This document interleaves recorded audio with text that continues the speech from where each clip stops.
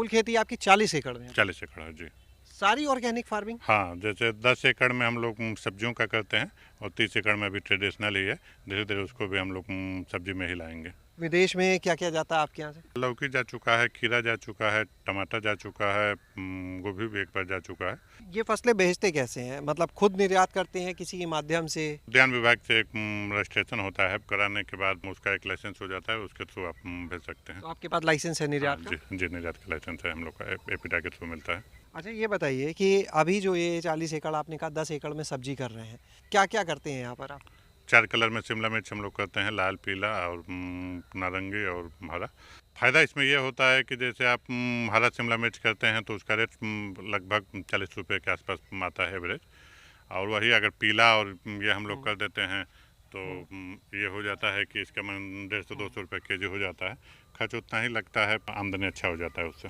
और क्या क्या है फसलों में? हाँ, फसलों में इस समय तो देखिए नया में हम लोग काला टमाटर इस बार कर रहे हैं। काला टमाटर? हाँ जी, काला टमाटर। टमाटर तो हमेशा लाल की बात होती है। हाँ, इस बार पहली बार नहीं, चेरी टमाटर में अगली बार हम लोग पीला किए थे, लेकिन इस बार काला टमाटर हम लोग का नया में। हम तो केसर का भी कर चुके हैं 2 साल पहले। तो हम लोग को यही होता है कि कुछ नया नया करते रहें।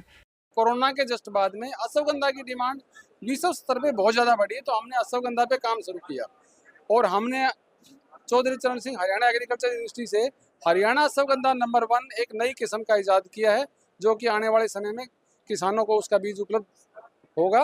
इसके लिए मिट्टी रेतीली हो तो और भी अच्छा है, बाकी दोमट मिट्टी में भी हो जाएगा। चिकनी मिट्टी वाले किसान इसको ना लगाएं। अश्वगंधा की पैदावार की भी?